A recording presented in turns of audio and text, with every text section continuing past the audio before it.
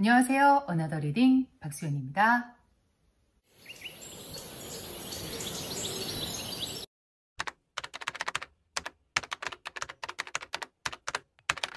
(1984년 1월 11일) 수요일, 장미셸이 하와이에서 전화했다. 그는 하와이가 그렇게 원시적이지는 않다고 말했다.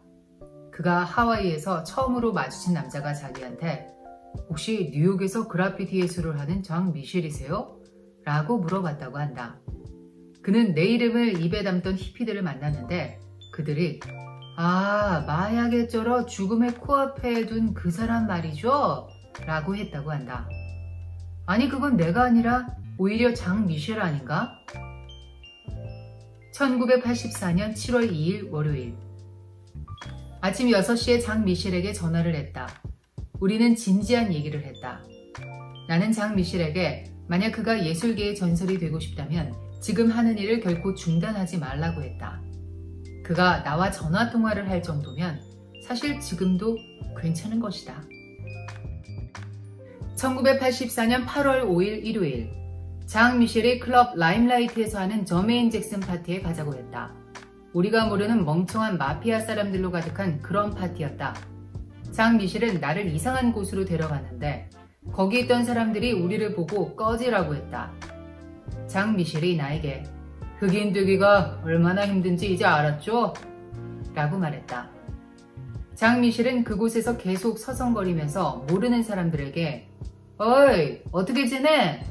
라고 말했다.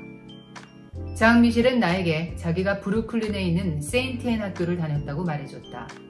돈을 내고 다녀야 하는 사립학교다. 그러다 그의 아버지가 돈을 모두 잃어 버스를 타고 공립학교를 다닐 수밖에 없었는데 같은 학교에 있던 이탈리아 애들이 매일같이 팼다고 한다. 그는 그게 너무 싫었다고 한다. 정말 교육이란 중요하다. 그가 똑똑한 이유가 다 있다. 1984년 9월 29일 토요일, 그의 어머니는 정말 곱게 늙은 품위 있는 부인이었다. 그녀는 인자하게 생겼다. 하지만 그는 그녀에게 가끔 짜증을 냈다. 그는 그녀가 정신병원을 들락날락 한다면서 이제는 그런 일에 신경 쓰기가 귀찮다고 말했다. 하지만 장미셸은 어머니를 부끄러워할 필요가 없다. 그녀는 친절하고 좋은 사람이기 때문이다. 말은 그렇게 해도 장미셸이 그림을 시작하게 된 계기는 어머니 때문이었는데요.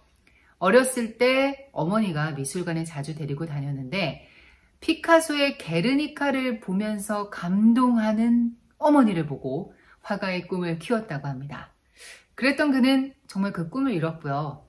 그것도 검은 피카소라고 불릴 정도로 아주 사랑받는 화가가 됐습니다. 1982년 작품 무제는 역대 미술품 경매사상 6번째로 높은 1억 1,050만 달러에 낙찰됐고요. 이것은 그에게 멘토 같은 존재였던 앤디 워홀의 작품과도 뛰어넘은 기록이죠. 1984년 10월 31일 수요일, 브루노가 전화를 했다. 크리스티 경매장에서 장미셸의 작품이 2만 달러에 팔렸다고 한다. 그는 정말 유명한 흑인 예술가가 될 것이다. 경매에서 팔린 작품은 꽤 큰 것이었다. 나는 장미셸의 초기 작품들이 더 좋은 것 같다. 그는 그 당시 아무것도 하지 않고 순수하게 그림만 그렸기 때문이다. 하지만 지금은 그림을 그려서 팔 생각만 하고 있다. 요즘 흑인들 중 그런 사람이 있을까? 장미셸은 죽을 때까지 그림을 팔며 살 것이다. 그는 헬로윈 파티에 가려고 700달러짜리 멕시코 가면을 샀다. 1984년 11월 8일 목요일, 장미셸은 과거에 있었던 일을 회상하다가 그가 서 있는 세련된 장소를 둘러보고는 웃기 시작했다. 하지만 장미셸은 현재 업타운에 있는 자기 자신이 행복하다고 생각하지 않는다. 왜냐하면 그는 무엇을 해야 할지 모르고 있기 때문이다. 나는 그에게 이봐, 이미 다 지나간 일이야 라고 말했다. 그는 혼란스러워했다. 1985년 9월 19일 목요일, 디스코텍 에어리어로 가다가 오데온으로 가기로 마음을 바꾸었다. 웨이터에게 신문을 달라고 했다. 금요일자 뉴욕타임즈의 대문짝만하게 나온 헤드라인을 봤다. 파드드에서의 바스키아와 워홀이었다. 기사에서는 장미셸이 나의 마스코트라고 했다. 오, 세상에. 1985년 9월 20일 금요일. 나는 장 미셸에게 오지 말라고 했다. 그에게 전날 읽은 어이없는 기사의 마스코트 부분을 읽고 혹시 화가 나지 않았는지 물어봤는데 장 미셸은 괜찮다고 했다. 1987년 2월 17일 화요일. 아침에 일어나 벤저민이 클럽 터널에서 여는 패션쇼에 갈 준비를 했다. 클럽 터널은 우리에게 끝내주는 의상실을 제공했다.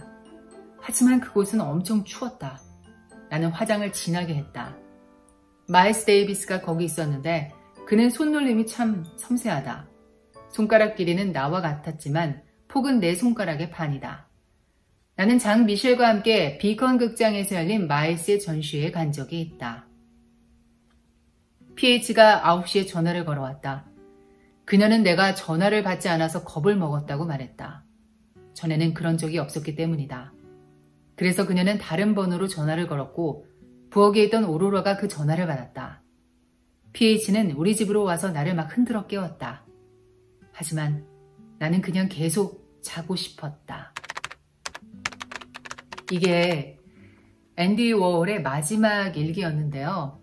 마지막 일기에서도 이 장 미셸이 언급되기는 하네요. 결국 앤디 워홀은 3일 뒤에 사망을 하고요.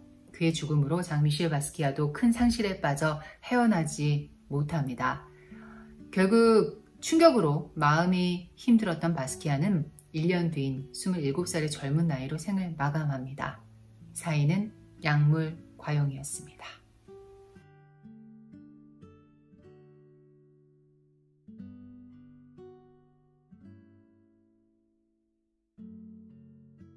장 미셸 바스키아, 그가 죽지 않고 지금까지도 살아있다면 그는 어떤 모습으로 지내고 있을까요? 피카소의 작품 경매가를 그냥 확 뛰어넘는 그런 작품을 발표했을까요? 아니면 우리가 상상할 수 없는 또 다른 모습의 어나더 바스키아로 살아가고 있을까요? 지금까지 어나더 리딩 박수연이었습니다.